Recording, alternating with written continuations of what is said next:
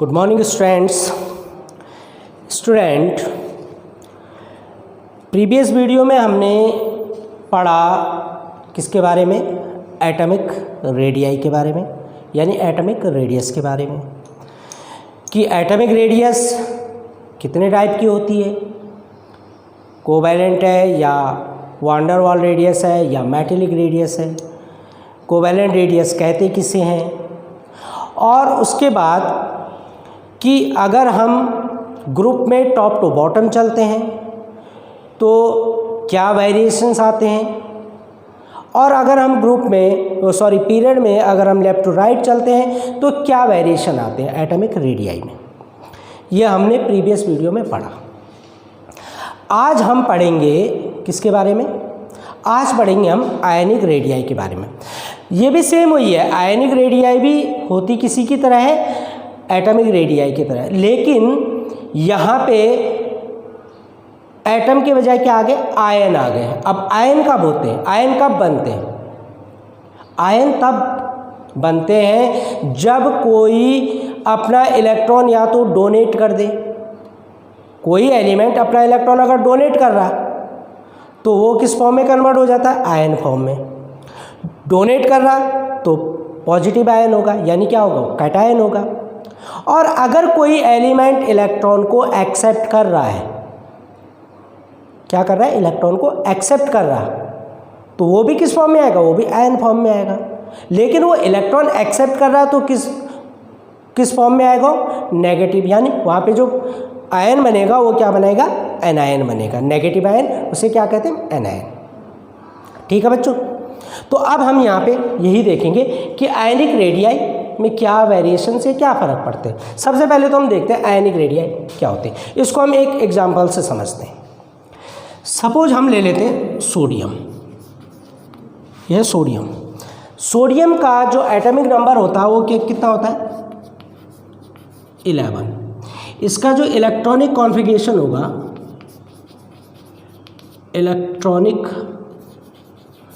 Configuration क्या होगा? That is 2। पहली के सेल आ गई, देन 8, देन 1, यानी आउटरमोस्ट इलेक्ट्रॉन कहाँ जा रहा है इसका? KL सेल में जा रहा आउटरमोस्ट इलेक्ट्रॉन। ठीक है, अब यहाँ पे देखो, अगर ये सोडियम अपना एक इलेक्ट्रॉन डोनेट कर देता है तो क्या बन जाता है आपके पास? 2, 8, यानी नोबल गैस कॉन्फ़िगरेशन बन जाता है। तो सोडियम की जो टेंडेंसी होती है वो क्या होती है? वो टेंडेंसी होती है इलेक्ट्रॉन को डोनेट करने की टेंडेंसी, यानी कि सोडियम अगर अपना एक इलेक्ट्रॉन डोनेट कर दे तो किस फॉर्म में आ जाएगा? आयन फॉर्म में। क्या कर रहा है? जब अपना एक इलेक्ट्रॉन डोनेट कर रहा है, ये देखो, ये इसकी एलिमेंटल फॉर्म है, एलिमेंट, यानी यहाँ पे जो इलेक्ट्रॉनिक कॉन्फ़िगरेशन है वो है 281, और ये आगे इसकी कौन सी फॉर्म? Ion form. यहाँ पे इलेक्ट्रॉनिक कॉन्फ़िगरेशन क्या हो गया इसका? 28। एक इलेक्ट्रॉन यहाँ से क्या कर दिया इसने? रिलीज़ कर दिया। एक इलेक्ट्रॉन क्या कर दिया इसने? रिलीज़ कर दिया, यानी एक इलेक्ट्रॉन का डोनेशन कर दिया। ठीक है, ये हो गया आपका सोडियम। अब यहाँ पे देखो आयनिक रेडियाई में क्या फ़र्क पड़ेगा, समझो आप बात को कि आयनिक रेडियाई में क्या फ़र्क पड़ता है। जो रेडियस होती है, आपने प्रीवियस वीडियो में देखा या प्रीवियस वीडियो में पढ़ा भी है आपने, कि जो रेडियस होती है वो क्या लेते हैं? न्यूक्लियर से इंटर न्यूक्लियर डिस्टेंस। क्या लेते हैं हम? इंटर न्यूक्लियर डिस्टेंस का हाफ क्या होती है आपकी? एटॉमिक रेडियाई होती है। ये भी सेम वही होगी कि न्यूक्लियस के सेंटर से जो आउटरमोस्ट जो आपका ऑर्बिटल है, ठीक है, यानी जिस ऑर्बिटल में इन्फ्लुएंसिंग हो रही है, वहाँ तक की जो डिस्टेंस होगी वो आपकी आयनिक रेडियाई हो जाएगी। अब यहाँ पे जो मेन चीज़ है, जो मेन पॉइंट आता है वो ये आता है कि जो आयनिक रेडियाई होती है वो अपनी पेरेंटल रेडियाई से स्मॉल होती है, यानी कि जो कैटायन होता है, जो कैटायन की रेडियाई होती है, कैटायन की जो रेडियस होती है वो पेरेंट एलिमेंट की रेडियस से स्मॉल होती है। क्यों? ठीक है, नहीं समझे क्वेश्चन? क्वेश्चन ये है कि ये आपका पेरेंट एलिमेंट है, सोडियम एलिमेंट है क्या, पेरेंट। इसके पास कितनी सेल हैं ये देखो 1 2 एंड 3। अब यहाँ से और यहाँ तक की डिस्टेंस ये क्या होगी, इसकी एटॉमिक रेडियस हो गई।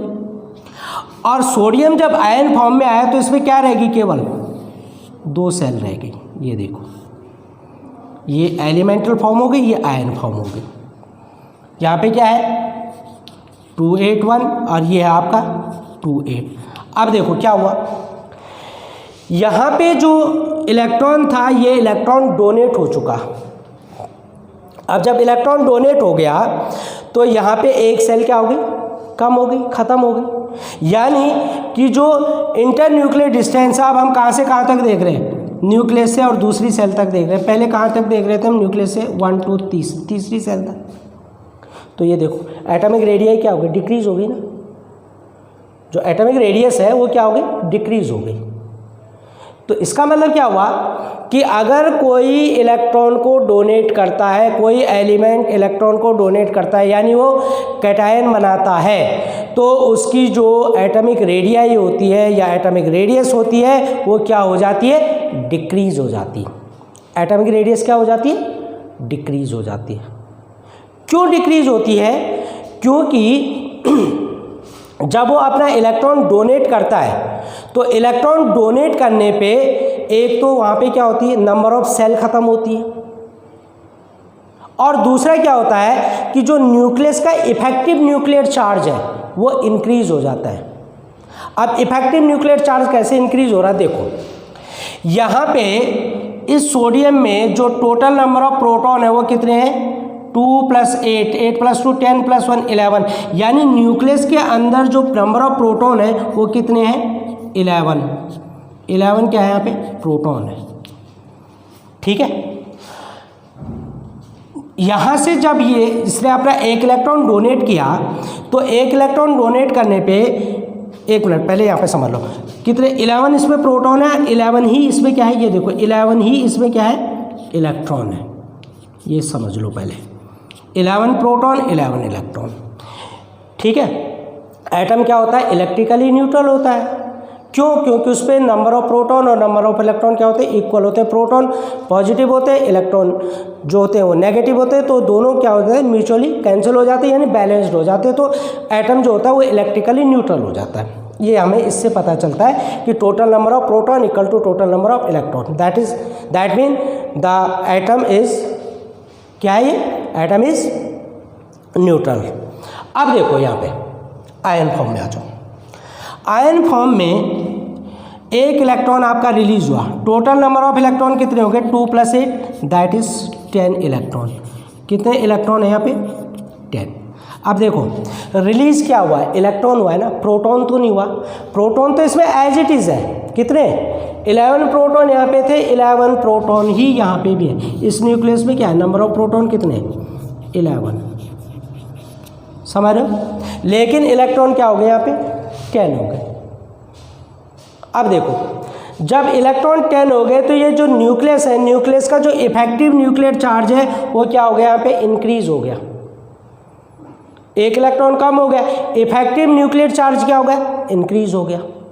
तो जब इफेक्टिव न्यूक्लियर चार्ज इंक्रीज होगा तो ये क्या करेगा, जो ये आउटर सेल है इसको अपनी तरफ पुल करेगा, अपनी तरफ खींचेगा, तो ये क्या हो जाएगी, श्रिंक हो जाती है।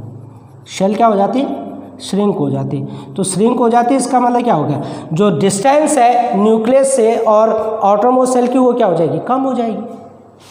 तो एटम जो आयनिक रेडिया है वो ऑटोमेटिकली क्या हो जाएगी, कम हो जाएगी।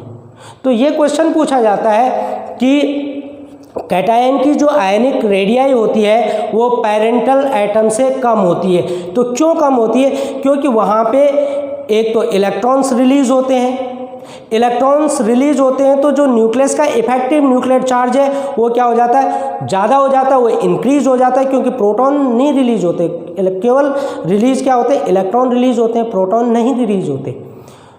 तो प्रोटॉन नहीं रिलीज होते तो इलेक्ट्रॉन पे उसका जो इफेक्टिव न्यूक्लियर चार्ज है न्यूक्लियस का वो इंक्रीज हो जाता है, और जब इंक्रीज होगा तो वो जो आउटरमोस्ट इलेक्ट्रॉन है या जो वैलेंस इलेक्ट्रॉन है उनको अपनी तरफ और टाइटली होल्ड करेगा। टाइटली होल्ड करेगा तो सेल क्या हो जाएगी, श्रिंक हो जाएगी और डिस्टेंस कम हो जाएगी। तो इसीलिए जो एटॉमिक जो आयनिक रेडियाई होती है, आयनिक रेडियस होती है, वो एटॉमिक रेडियस से हमेशा कम होती है। किसकी? कैटायन की। ये ध्यान रखना, किसकी? कैटायन की। अब आते हैं हम दूसरे एनायन पे। ये तो हो गया आपका कैटायन। अब आ जाते हैं हम एनायन पे। एनायन पे देखते हैं कि एटॉमिक रेडियाई क्या होती है एनायन पे। अब इसको भी हम एग्जाम्पल लेके चलते हैं, ठीक है। अब हम एक ऐसा एलिमेंट देखते हैं जो कि इलेक्ट्रॉन को क्या करता है? एक्सेप्ट करता है। अब देखो, जैसे हमने ले लिया क्लोरीन, ये क्लोरीन की एलिमेंटल फॉर्म है,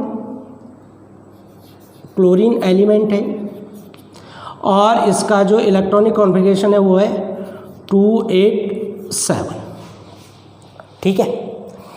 क्लोरीन को अगर हम 1 इलेक्ट्रॉन दे दें तो इसके आटोमोस्ट शेल में क्या हो जाएंगे? 8 इलेक्ट्रॉन हो जाएंगे, यानी 288। ये नोबल गैस कॉन्फ़िगरेशन यानी आर्गन का कॉन्फ़िगरेशन एक्वायर कर लेगा। तो इसकी कोशिश क्या होती है कि ये कहीं से 1 इलेक्ट्रॉन एक्सेप्ट कर ले। चलो, इसने 1 इलेक्ट्रॉन ले लिया, क्या बन गए?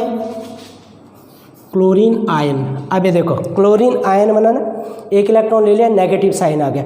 जो इलेक्ट्रॉन एक्सेप्ट करता है क्या साइन आता है? नेगेटिव। 1 इलेक्ट्रॉन इसने एक्सेप्ट कर लिया, क्या हो गया ये हो गया आपका एनायन। आयन बन गया। कौन सा आयन बना है? एनायन। तो जो इलेक्ट्रॉन को एक्सेप्ट करता है वो क्या होता है? एनायन, और जो इलेक्ट्रॉन डोनेट करता है वो होता है कैटायन। अब यहाँ पे इसका कॉन्फ़िगरेशन देखो, क्या हो गया? 287, sorry 288, not 7, that is 288। 1 electron ले लिया।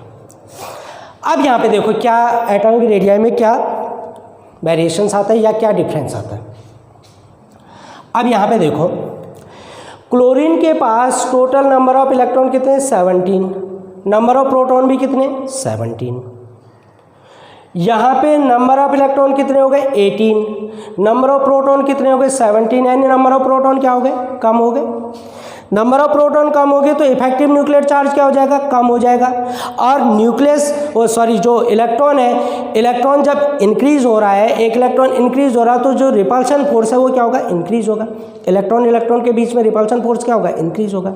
यानी कि जो इलेक्ट्रॉन है वो एक दूसरे से और ज़्यादा दूर जाएंगे, इफेक्टिव न्यूक्लियर चार्ज कम हो जाएगा। जब इफेक्टिव न्यूक्लियर चार्ज कम हो रहा है तो डिस्टेंस क्या हो रही है? इंक्रीज हो रही है, ठीक है। दूसरा क्या हो रहा है कि जो इलेक्ट्रॉन है, इलेक्ट्रॉन के बीच में जो रिपल्शन फोर्स है वो भी ज़्यादा हो रहा। रिपल्शन फोर्स ज़्यादा हो रहा तो एक दूसरे से क्या होंगे? दूर दूर होंगे। तो क्या होगा? जो आयनिक रेडियाई है वो इंक्रीज हो जाएगी। आयनिक रेडियाई क्या हो जाएगी? इंक्रीज हो जाएगी। तो जो एनायन होता है, एनायन की जो आयनिक रेडियाई होती है या आयनिक रेडियस होती है वो पेरेंटल रेडियस से बड़ी होती है, यानी कि वो एटॉमिक रेडियस से क्या होती है? ज़्यादा होती है।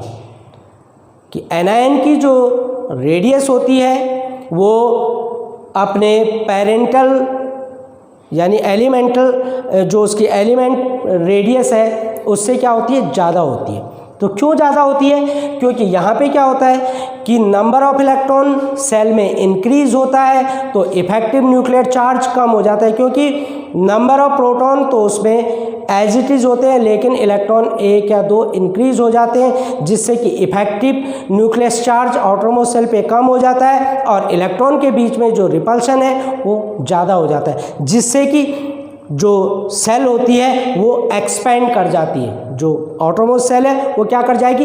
एक्सपेंड कर जाएगी। एक्सपेंड करेगी तो एटॉमिक रेडियस इंक्रीज हो जाएगी। तो अगर हम इसी में देखें, ये देखो 1, 2 एंड 3, ये क्लोरीन का न्यूक्लियस हो गया, ये आउटरमोस्ट सेल की डिस्टेंस हो गई। ये है एलिमेंटल फॉर्म 2, 8 एंड 7। अब अगर हम इसकी आयन फॉर्म देखें, ये देखो आयन फॉर्म को अगर हम देखें तो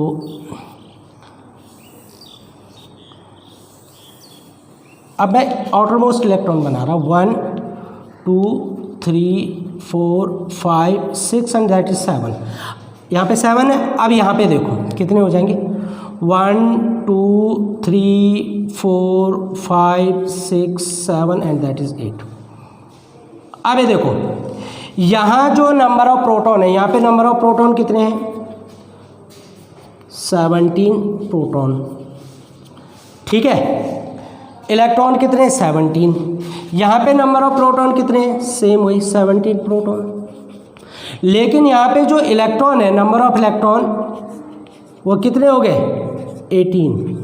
यहाँ पे नंबर ऑफ प्रोटॉन भी 17 है, इलेक्ट्रॉन भी क्या है? 17। लेकिन यहाँ पे प्रोटॉन क्या हो गए? इंक्रीज हो गए, सॉरी इलेक्ट्रॉन क्या हो गए? यहाँ पे इंक्रीज हो गए। जब इलेक्ट्रॉन इंक्रीज होंगे तो इफेक्टिव न्यूक्लियस चार्ज क्या हो जाएगा? कम हो जाएगा। ये एक दूसरे को रिपेल करेंगे, एक दूसरे को रिपेल करेंगे तो क्या होगा? जो सेल है वो थोड़ा सा एक्सपेंड कर जाएगी। ये देखो, ये एक्सपेंड कर गई, सेल क्या कर गई? ये एक्सपेंड कर गई। तो एटॉमिक जो सेल है ये देखो, ये एक्सपेंड कर गई।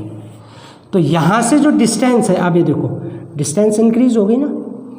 अगर हम इसकी और इसकी डिस्टेंस को कंपेयर करें तो ये डिस्टेंस क्या हो जाएगी? ज़्यादा हो जाएगी। क्यों? क्योंकि इनके यानी इलेक्ट्रॉन के रिपल्शन फोर्स के कारण ये क्या होंगे? थोड़ा सा दूर दूर जाएंगे। इलेक्ट्रॉन दूर दूर जाएंगे तो वो एक्सपेंड करेंगे।